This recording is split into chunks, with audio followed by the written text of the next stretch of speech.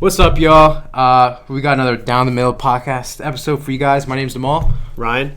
And today we'll be speaking about Biden's speech to the Congress. I think it was like Wednesday night. A couple days ago. What was today? Today is Sunday. So it's not a little bit more than a couple days ago. We're a little bit late on this one. We had some trouble getting in here to get it done because we had so much. So many topics. We're dressing up a dummy and we're just so busy. So, Joe Biden's speech. So usually presidents will eventually get to the State of the Union address where they address Congress. This one was a little bit preliminary to that. So he just talked to Congress, which I don't think all of Congress was there anyway. No, I don't think so. It was a pretty limited amount. I know Ted Cruz was asleep. Yeah, he was. So we're talking Joe Biden's speech. Now, there were some good things about the speech. Yeah, I mean, honestly, overall as a speech, I loved the speech. It was very emotional. It was very. Say something real quick? Yeah, go ahead. So we're talking about the speech. We both watched it. Oh, yes, definitely. Like all 7 minutes of it. That's what we do. All right, go on. Good point, though. But yeah, I definitely love the speech. Can you fucking stop? No, but seriously, though, the speech as a whole, I actually loved it. Like, he said a lot of great points, I think, and had a lot of statements that really incites a lot of emotional, just... Yeah, he had good energy, and the people around him, they were cheering, and it was very unique for a Joe Biden speech to see people have energy, and for him not to just like kind of. It was he had a lot of coherent statements. Yeah, he was very coherent, and I don't think it was teleprompted. It seemed like he was. No, it wasn't. Yeah, it seemed like he was just talking, and I don't know. He sounded good, and we're gonna give him credit where credit is due. He said a lot of statements that are on their face value, just very supportive. Yeah, absolutely. Get behind him. Yeah. It's just the problem is I think those face value statements don't really result in much, right? If there's no plan, and I think that's the problem we had with the speech as a whole. Yeah, a lot of statements that he's making were either vague or just had no plan behind them. So we're okay with the statements and we support the statements that he's been making, but it's just that the plan behind them is either vague or lacking or just doesn't exist. Yeah, exactly. Or maybe contradictory, which we'll get into right now. So some of the stuff he said that we supported. He says that most of our police serve the community honorably, which that's a great statement to say, especially right now. We have to just remember, this is the President of the United States. You like him or not, he is the most powerful man in the world. Absolutely. And the stuff he says, and we'll get into the fact that some of the stuff he doesn't say, it means a lot to people from both sides. He says that jobs should be American. Yep. He says that child homelessness... You want to cut child... So are we going to go into vague statements? I just want to go over the stuff he said that we supported. In general, yeah. He wants to cut child poverty in half. Yeah, exactly. Maybe by the end of the year. Mm-hmm. Address like jobs. He wants a lot of jobs created within, I guess, his presidency. He supported cops. Yeah. He said he wants to rebuild the trust between officers and their communities, which is great. He wanted to ban guns. Assault weapons. That's one of his big... That was another point he made. He also had a comment about... he wanted to bring back the troops from Afghanistan as well. I think that's... am I forgetting anything? Yeah, he spoke for an hour, and he missed some really big topics. We didn't get a lot on immigration. We didn't get too much on COVID. He missed some big ones. I was surprised about no COVID. But he was pushing forward these policies that he's passionate about, and on the surface, they sound good. So... where do we start with the stuff that was not so good? Now, I wish we had like a board that I could just throw a dart at and just pick something I don't like that Joe Biden said. I think maybe we could start off with the whole theme of vague statements in general, right? Yeah. One part that really got me was when he brought up the fact that he wanted to cut child poverty in half, and he said that one sentence, and the whole place just erupted, and he didn't say anything. America is on the move. Yeah. Oh, that was another one. America's on the move, but he never said how so. Where? Where are we going? Because, I mean, I got my passport. Joe, where are we going? Like, but the people, they love it. Pelosi is up there. I never see her stand up so fast. Yeah. America's on the move.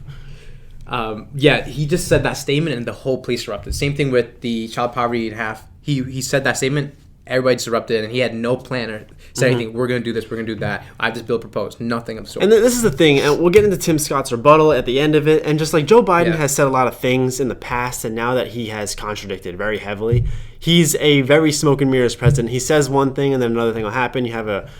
And like Tim Scott was talking about, you had 5 big bills passed with bipartisan support last year under Trump about Right. COVID relief and about these different things. And they got 90 votes in Congress, some of them. That's huge. Yeah, it's huge. And in the Senate, 90 votes in the Senate. And Joe Biden can't get a single Republican vote. Right, as opposed to the whole things that he's doing with the trying to get more Congress seats and the filibustering. Like Exactly. He can't he's get just aiming for 51. He can't get Wow. a single vote. So he's pushing all these things, but obviously Republicans will vote for honest COVID relief and they'll vote for honest infrastructure. Democrats did the same last year when we had these honest bills, but the fact that there's so much stuff in there that's $230 billion for electric cars and car chargers and stuff like that.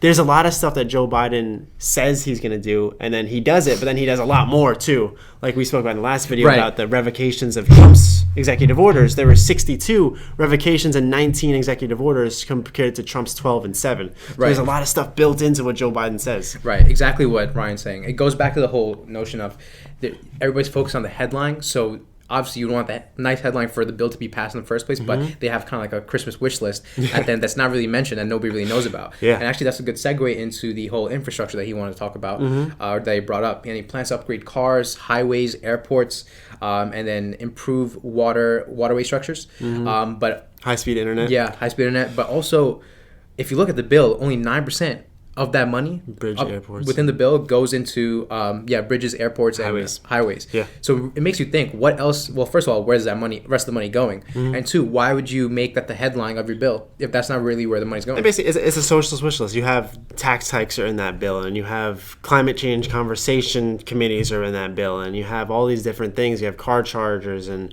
funding to different countries. You have stuff that like 9% of that bill is, if you want to make an infrastructure bill, you don't have to, and like I think someone has to tell this to Joe Biden, and no one will, that you don't have to spend $2 trillion to make something good. Right. You can spend $200 billion. If $200 billion is spent honestly, it's better than spending $10 trillion dishonestly.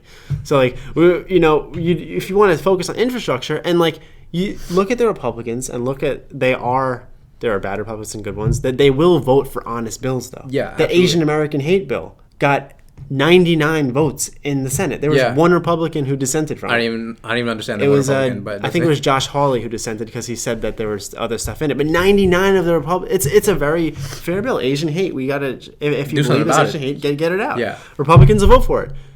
Yeah, and like mind you, like I think Ryan and I also agree with a lot of stuff that he's saying. Like the savings that he's saying. Oh, amazing! A lot of stuff he's saying is great. I actually enjoyed listening to him. I definitely enjoyed listening to because I've seen so much of Biden that I don't like, and I don't just I'm not just like I don't just watch Biden from the outlets that will push him down, like a lot of you watch Trump with. I watch Biden from both, and I enjoyed watching the speech. I thought it was good to see. Yeah. I love to see the president stand up and address the nation. It's just that this is dishonest. You see there, and a lot of people are starting to wake up to that. We looked at the views at CNN and how you have 4 times the dislikes as likes, and you have a lot of people who now Joe Biden has kind of created this atmosphere around him where people maybe aren't taking what he's saying at face value. Yeah, definitely. So, and that's good. That's good because if he's gonna push these things, then do it. Right, and like he's definitely. It's not so more the push. He's definitely addressing it. It's just the push is that what we have a problem with. Yeah. And like we already know, like infrastructure is definitely a problem. We should definitely have better cars, better highways, better bridges. And then he also brought up the power grid. Especially you could see the repercussions of not having a strong power grid within Texas. The most recent. Well, storm. Texas is on his own grid. Right, but that's also he's talking about a national scale. Yeah. Right. So that's something we should be looking into. But it's just that the course of plan or course of action is what we might have a problem with. And like we spoke about with the police, we need transparency in the funding. So basically, getting into the stuff that was a little bit more controversial. We'll start with the American jobs thing because we mentioned that before. And now, one thing Biden said, which when I listened to it, I was like, that's a great statement. He said that there's no reason wind turbines can't be built in Pittsburgh rather than Beijing. That's great. I mean, you have these big radical socialist agenda that you want to push forward. There's a lot of different construction and manufacturing that has to go into that. One thing, if you do want to, you're never going to really get conservative support on socialism, but I mean, if you want to try to get independent support, then make sure that the money is being made in America. Now, here's the thing. Joe Biden wants jobs in America. He wants people working for corporations in America, but he's also letting in millions and millions of immigrants to take the low-paying jobs. He's also raising corporate tax rate higher than it's been in a long time, so companies are going to move out. We have capital gains tax that's going up to 43%. 43.4%. That's going to make companies move out. So you want these companies to stay here and to employ people, that's great. I want that too. I really want that. But the thing is, you're incentivizing moving out of the country. Yeah, I think a lot of Americans have a problem understanding that, right? Yeah. Simple thing. So what he's doing right now, his whole thing is about jobs. That's like he said like multiple times throughout the speech, which is great, and obviously Robert and I support that. It's just that the policy that he has right now, or like proposals that he has, is going to push those jobs away and hurt the middle class the most. It's a cycle. It always happens when these guys get in, they move the jobs out, and then like tax revenue decreases. Right, exactly. And I think so. For one proponent is the 43.4 increase. A capital tax increase, and that's actually the most we've had in 65 years. So just basic, I think, like common sense themes, right? Large corporations are just going to take that tax and just move somewhere else. Exactly. They don't want to pay the taxes, and also on top of that, they're not going to want to deal with the restrictions that come with that, right?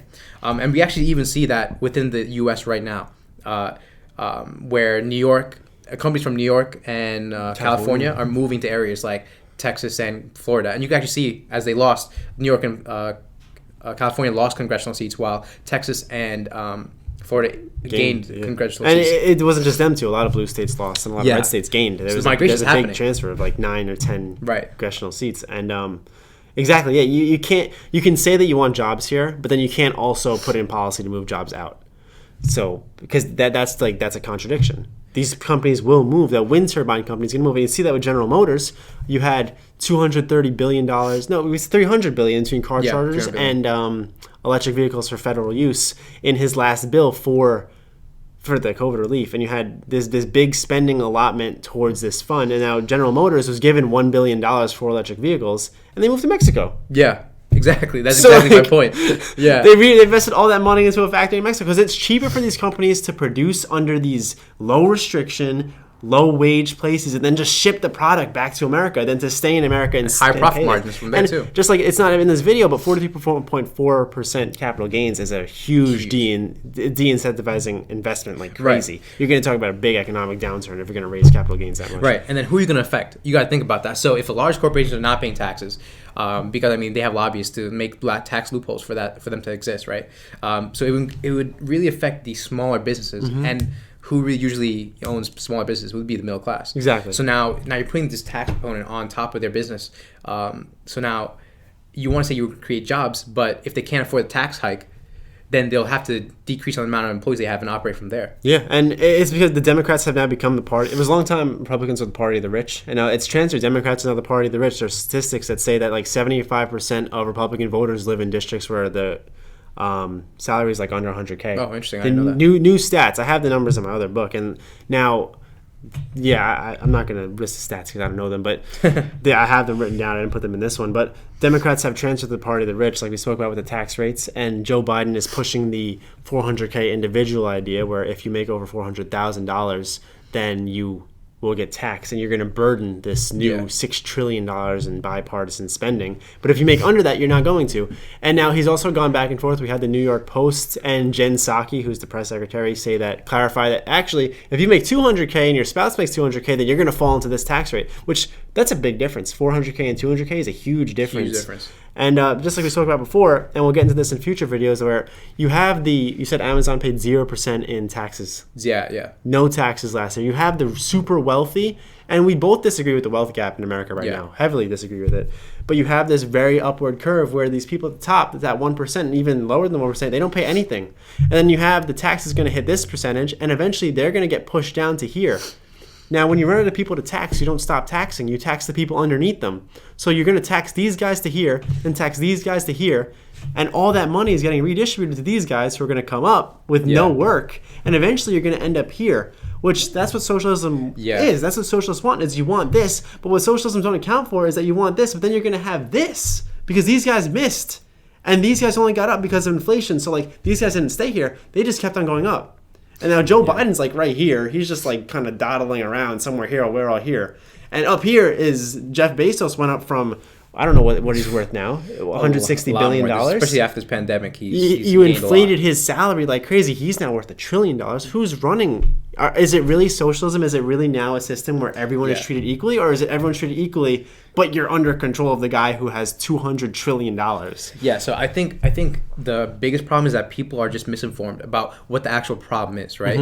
And then they think that taxing the rich, like that's something I've seen, but like they're targeting the wrong individuals. Yeah. So for example, the Biden's proposal for 400K and up, that's, I'd say, the wrong proposition, and also it's just the wrong idea of who you're really affecting. I think the main problem is having that huge, well, first of all, the wealth gap, right? But why does that even exist? Is because large corporations like Amazon, like McDonald's, or like Coca-Cola, right?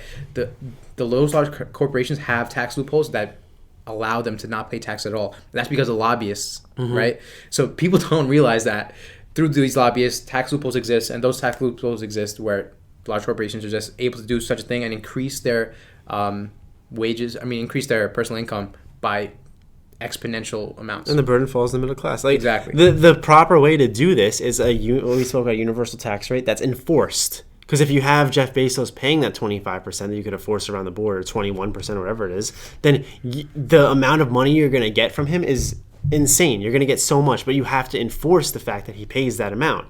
The idea that you're just going to keep on upping that tax rate, it hasn't worked. Yeah. It hasn't worked. You're talking the wrong, that's not even the problem. You're talking the wrong people. Yeah, it's like I spoke to you about the example where I had, like, if you were just eating nothing and you're not losing weight because you're eating nothing and you just do that for months and months and months, maybe you should stop eating nothing because now you're just sick. Like, they're different. If you keep on trying something and it doesn't work, then you need to you need to see what the real problem is. The real problem isn't the fact that the tax rate's too low. It's the fact that the people with the most money don't pay the tax rate at all. Right. And that, I don't know why that's kind of a hard concept for a lot of people to understand.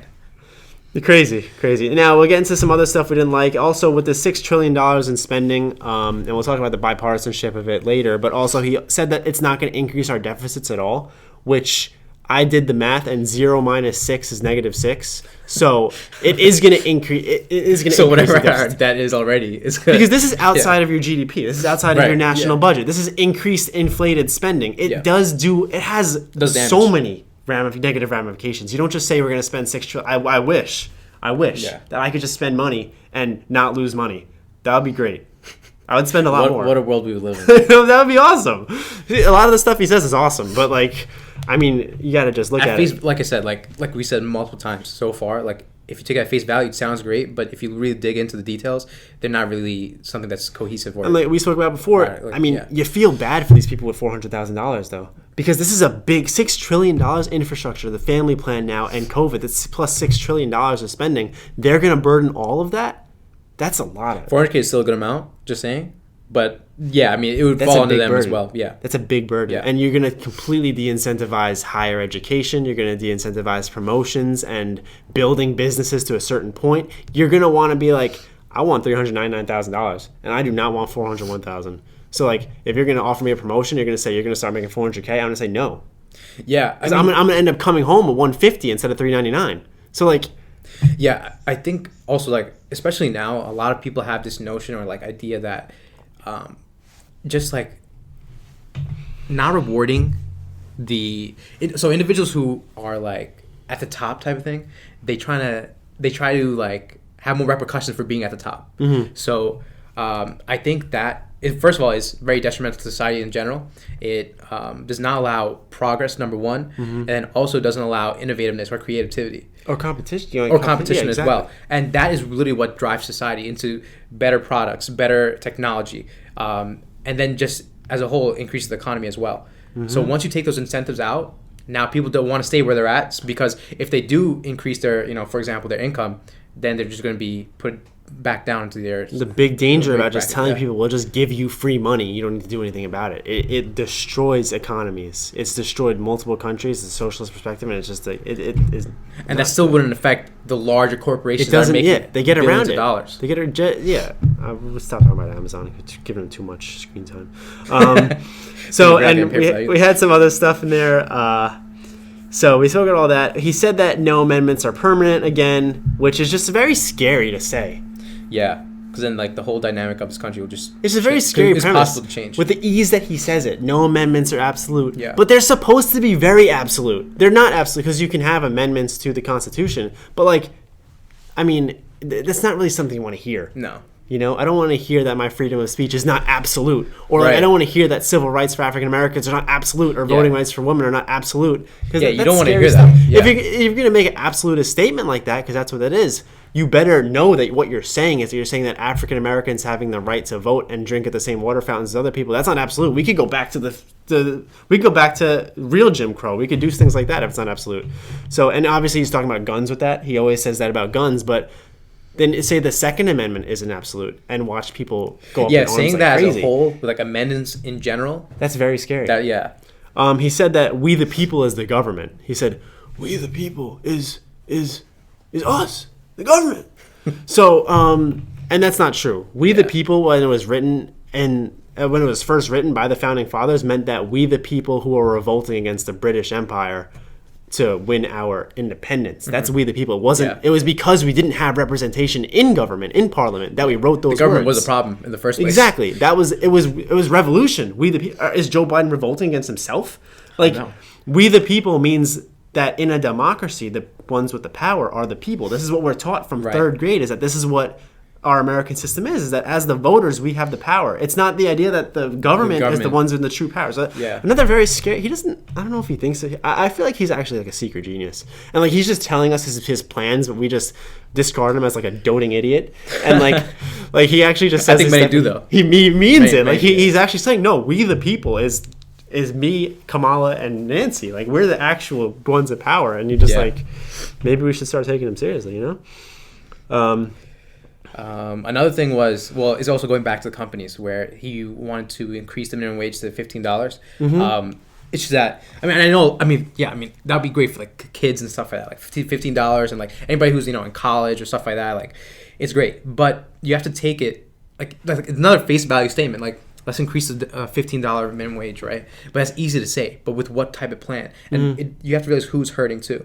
So it goes back to the whole large corporation and small business idea, where the small businesses will get hit the hardest. So it will actually create less jobs because they can't afford to have as many employees. That's number one, right? And then with another tax increase, how many employees can they really take on? Exactly. And I have like a couple arguments against minimum wage, and I think there should be a low regulated minimum wage. Right now we're at $7.25. Yeah. Minimum wage, like you said. We're not at $7.25. No, federal. Oh, federal. Yeah. We're at 15 now. Are we? I think so. Like 12 something. No, I think it just went up. Oh, really? Nice. Maybe I could be wrong. Things that I oppose the minimum wage being 15 is because, like you said, Walmart, Costco, all these big corporations, they can pay that. But small businesses, that's a big amount of money to pay. And also, just want to comment on the large corporations. You can actually see, like, for example, McDonald's, they automate labor. Mm-hmm. So they don't need to even pay the $50. Exactly, yeah. What they're just going to do is either ship it out or, like, if they have those type of, like, Ford or GM. Mm-hmm. And then McDonald's will just automize their labor and just keep it within and not really hire as many employees. And with that, you also have the idea that if you have a small business, a mom and pop whose minimum wage is 10 because they can't afford that, but then you have Amazon, which is 15, who's going to go work for the mom and pop? Because you're going to get paid more there. Exactly. So it's a scary thing. I just want to bring up a statistic from Thomas Sowell. Yes. Thomas Sowell has good work. He's amazing. He's amazing. And he's talking 1938, there was no federal minimum wage. So it was 40 cents, but then the Depression and everything, inflation basically outruled it. 38 cents was just like completely, it was like our 38 cents now. So there was effectively no minimum wage. And young black employment was higher than white employment. Like for people under 21, I think it was like 9.6 unemployment for blacks and like 10.2 for whites. Wow. So because who does enforce that minimum wage hurt? It's the lowest earners, because they're the ones who make that minimum wage, and now companies can't afford to hire them anymore because it's now up. So I do not like that minimum wage idea. I think that you should have systems where you have better chance for growth and you have opportunity to earn that higher wage. And when companies can afford to pay you, they do. But enforcing it, I think it hurts the wrong people. It hurts the people who they think it's going to help the most. Yeah, exactly. So, but face value. Great job, Joey. We talked about, now one thing I didn't like is that, now let's just get this out of the way first. White supremacy is domestic terrorism. Yeah, There's absolutely. no Donald Trump. There's no said ifs, that ands, or multiple buts about that times. statement. White supremacists need to be condemned and exterminated from our society. Now the thing is, there's been $2 billion in riot damage from Antifa and the more radical Black Lives Matter factions. And they've actually affected mostly black businesses as well. Yeah, black businesses have been hurt hard because this stuff is happening in Portland, Minneapolis, places where black businesses are rooted. Yeah. Joe Biden said that, he's talking about racism in America, and he said that white supremacy is a domestic terrorism issue, which is 100% true. But your big pushes for unity, you need to mention the fact that Antifa and the Black Lives Matter units, who with their mostly peaceful protests, those are domestic terrorism too. Yeah. Let's define domestic terrorism as terrorism in our homeland by our own people. Yeah, any damage or anything, just wreaking havoc to society, exactly. civilization, yeah, community. And Antifa, white supremacy, these crazy white people, they do horrible things and they hurt absolutely. People, and they need to be put in prison or worse. But the thing is, the people on the other side, you have a lot of white Antifa, black Antifa, of all they're the same way. They need to be treated the same. So all we needed from Joe when he pushes for unity, because the thing about being the president is that it's policy, and you saw this with Trump, because the conservatives will swear by Trump's policy, and even some people on the left will say Trump had great policy, we just needed him out because of who he was. Yeah, being the president is 50% policy, 50% personality. Very, very true. Yeah. So Trump was 50%. He was great on this side, but he was horrible on this side. The thing is that But so I'm sorry, just comment on that also. I think it's also easy if you have the 50% personality, you're much more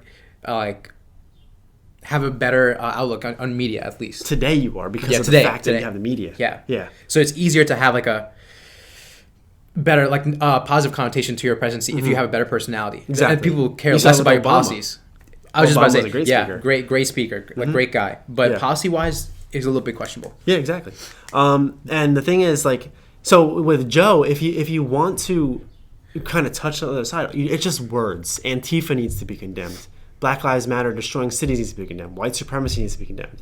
It all needs to be condemned. Yeah. And Trump came out and he said that white supremacists are evil and they should be condemned. He said that, but the media took out the clip where... They actually did, yeah. There's been multiple times where the media did take out that segment and then they just moved on to the next. Exactly. So, and if we want to talk about... Because he's pushing for the bipartisanship, his unity, he's Mr. Unity, and my big question, and I just wanted to offer this to the comment section for people who can kind of enlighten me on this, is why he ran on unity in the first place, because he's made no actual push for unity. Like you said, this is all about what he wants, but what he's not willing to do. Yeah. So you have COVID relief passed with 266 blue votes and zero red votes. So that's very partisan. It was a down the line vote, so completely partisan. And he's talking about COVID, and basically he's talking about COVID, and he's taking credit for the fact that we're coming around COVID. What was the line from Tim? Tim Scott? Tim, in regards to what? He's riding a tide that has already turned or something? Oh, yeah, he's riding a tide that's already turned. Yeah. And it's giving credit to Operation Warp Speed, right? Yeah, Warp Speed, yeah. To where Trump's actually kind of spearheaded the operation for COVID vaccine rollouts, and then Biden in his speech stated that, we've reached our goal, whatever. But I think a lot of people fail to give Trump the credit for actually even starting it and having those backlogs and having that idea and plan to even get that started. Yeah, and also investing. Yes, exactly. And then also, you could even see come on, Biden actually had their vaccination in December. Yeah, exactly. Right? Yeah. They were one of the first people to do that. Because what people don't realize, yes, Biden has been the president for... no, Trump was the president for more of the virus, but he was also the president for the bulk of the deaths in the virus, even though if you look at per week deaths, Biden is higher than Trump. 14,500, I think, under Biden, and it was 12 something under Trump. Oh, really? That's with vaccines, too, yeah. Oh, wow. And there's just Trump invested in Pfizer and Moderna and Johnson & Johnson way before. You need to give these people money to make the vaccine. Yeah. It's not like, oh, hey, we made a $2 billion vaccine. Now give me money so I can produce it. No, you need to give them the money beforehand so they have the resources to make the vaccine. And Trump invested in these companies. He picked them. And that's what Operation Warp Speed was picking the right companies. And then, he had a rollout plan. He did. And that you can tell that because millions of people were getting vaccinated per day. Yeah. And Biden really didn't have to really shift those... that rollout or in the way of its process. He didn't do anything. Yeah. He's riding a tide that's already turned. He's just riding Trump's success. There was no credit for the vaccine companies in his speech. There's no credit for the workers who have toughed this thing out. No credit for Donald Trump. It was just kind of like, hey, I'm Joe Biden and have done this and I beat the coronavirus. Yeah, and it goes back to you saying like, if you're going to run on unity, try to make that right. Try to make that happen. Yeah, say to the Trump supporters and give credit where it's due. So I mean, I think it would have been nice where if he said like, oh yeah, I mean, give Trump some credit for having that option warp speed going into going underway, and then but you know. He didn't say that. So it is very hypocritical because you hear him say, pray God, we have the vaccine, but we won't have it for 5 years. In the debates, you have him saying that. Well, you were wrong. Publicly, you were wrong. Fauci, you were wrong. Donald Trump proved you wrong. Like him or not, he got the vaccine to us in 9 months. Yeah, he did. So, and one more thing I didn't like about the speech is that with all the good things he said, there was no answers. You know, he's the president of the United States. We don't have words from him on when COVID is done. We were at the mall yesterday and I'm wearing my mask, and like for the first time ever, I was like, you know, because I'm not anti-mask. I think that if you prove it works, it's a very small infringement on our. Yeah, and there's been plenty of. First of all, there's been plenty of studies that show that masks inhibit infection rates. I'm anti-double mask, but I mean, I was never anti-mask. But yesterday was the first time I was like, we're really still wearing these masks. Yeah. And I never said that before. I wear my mask 10 hours a day at work, and I was just like, wow, I'm still wearing this thing. It's kind of crazy. I wish that Joe Biden would come out and say, we have vaccines. You have a 0.0001 survival death rate for this thing. You know, we can be outside. The summer is coming. Let's get over that. Let's see Biden be enthusiastic about the fact that this is going to be done soon. And if he says the words, we can be done with this tomorrow. Yeah. Like, realistic, people are not dying anymore. Cases are up because young kids are getting it because they're starting to come back together in schools and stuff. Yeah. But they're not dying anymore. You know, if I would just love for him to come out and say, and what we spoke about is that Trump was a very honest president. He said the craziest things and he did the craziest things, and he had good policies and did them. He didn't say stuff he wasn't going to do. Yeah.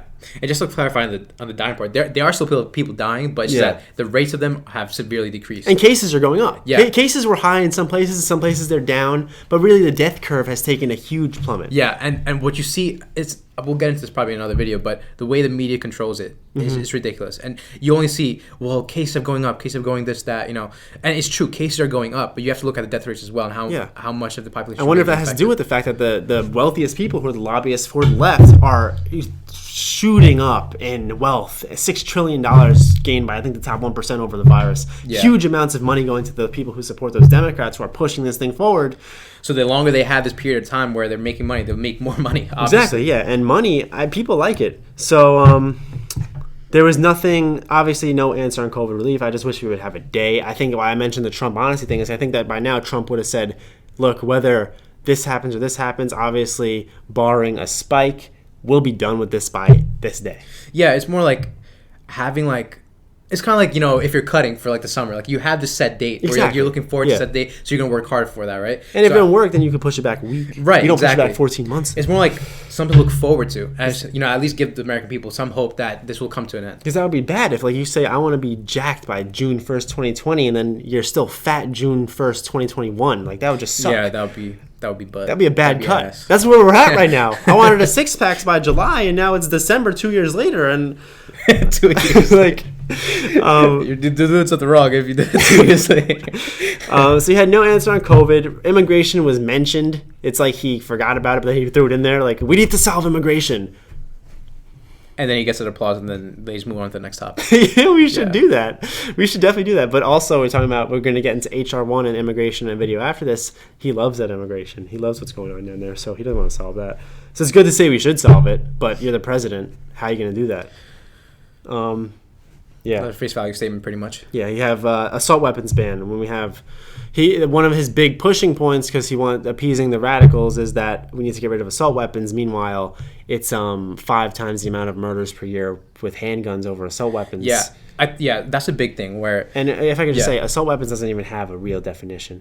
Like, we don't actually even, there's no set definition of what an assault weapon even is. Yeah, and you gave the percentage of 93% where 93% of people in jail for gun crimes have their guns illegally. So having a law that states that you legally cannot have this certain type of gun will be affecting the wrong people because one, what was the handgun statistic you just said? 1,600 deaths per year. 1,600 deaths per year from handguns, and right? 300 from assault weapons. 300 from assault weapons, and on top Which of probably that, up this year because of the massive increases in crime. Yeah. But that was from prior year. yeah, and then again with the 93% with Illegal weapons. illegal weapons. So it's who are you really affecting? I mean, like I said, like yeah, sure, like there's I think there's a problem. I think Oh, yeah, yeah, I think there's a problem, but that law will not fix the problem. That's the problem in itself. Yeah, So, I think that the answer is more better trained cops, and you need Yeah. to focus on these culture issues. The answer isn't taking people's guns away, and you really see his mindset when he mentioned that the reason that assault weapons need to be gone is because deer don't wear Kevlar vests. Because the idea that we need these assault weapons and we need weapons that are more powerful than handguns is because it's just because of people hunting. using it for deer. Yeah, Yeah, it's because you're going into the woods and you just see like 3 deer and you're just unloading on them. No, that's not why people want assault weapons. There's a good thing I like is that the reason for the Second Amendment is just in case the First Amendment fails. Like if we get into this tyrannical government situation, then this is when we need these guns because like, well, we spoke about like I talked to you about the Karl Marx thing before, where like the big idea is that capitalism in America falls when just chaos ensues. And this is why Americans want their guns because they want protection. And you have up to 3 million cases a year where people defend themselves with their privately owned firearms. That's a 3 lot. million cases per year. And we're talking about 300 deaths per year for assault weapons. Yeah. So no, the reason we want these guns is not because we want to go mow down Batman deer who are invincible. It's because of self-defense. Yeah, and I think that's another example of misinformation, right? Yeah. And where the media is so good at inciting emotion, and then they try to target your communities and your loved ones and see this is what happens if this doesn't happen. So they're so good at that and trying to manipulate the story while just taking away the facts of it. And think about it, that's 300 million people saving themselves. 3 million. 3 million. I mean, Yeah. 3 million people saving their loved ones, right? But they don't want to bring that up. Exactly. You never heard that stat before. It's No. 500K to 3 million per year of people who use their privately owned firearms for self-defense. And we have the bipartisanship thing as Joe Biden attacks the filibuster, Washington, D.C. You can check out all this in our video, Filibustered, One Party Rule in America. That was a good episode. Great episode. If I say so myself. We did some good stuff in that one. But you have this push for bipartisanship. Meanwhile, Republicans are like, we're willing to talk. We want compromise. We want you to hear us out. Joe Biden's like, oh, I need unity. I need bipartisanship. But also I own Congress. And I don't really need it that much because I haven't used it yet. Yeah, and he keeps on saying within the speech that he wants to talk to Republicans. He wants to sit down and have that conversation, which is great, right? And we want progress as soon as possible because he also acknowledges the fact that other countries are working hard, try to become like a top power like China and Russia, right? Which is great, and I totally agree with him. But with the actions that he's been having right now, nothing's been bipartisan. It's more so partisan if you really think about it. It's completely partisan. Yeah, completely partisan. He has only Democratic support. So it was a good speech. It was definitely his best speech. I think that because I watched his, he had an address a couple months ago where he spoke and I watched all the debates and everything. It was definitely his best work yet. It was natural and he spoke well and you could understand what he was saying. He didn't say anything incriminating like how poor kids can be as good as white kids or how all black people need to vote for him. He didn't say anything. He was pretty on point. He was pretty good. He did say that we need to build back better by building back better. Now, he did say that this stuff that we read about amendments and we the people, and he did say that stuff too, which is scary precedents. And if you're going to believe that Joe Biden is an intellectual who knows what he's doing, that's scary stuff. If you believe that he just babbles and he doesn't really know what he's talking about, then not so scary, but also kind of scary because he is the most powerful man in the world. The free world.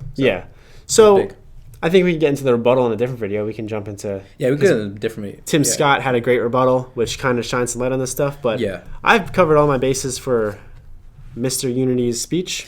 Yeah, I covered all my bases as well. But like I think just adding on to what Ryan's been saying, it was a great speech, had great energy, and he had great statements. It's just that, like we said from the beginning, the problem is how are we going to get there? Exactly. So down the middle recap, great speech, great ideas, but actions speak louder than words. Yeah, there you go. All right, so we'll be back soon. Tim Scott had a great rebuttal. We're going to cover it right now, all right? We'll catch you guys later. Peace.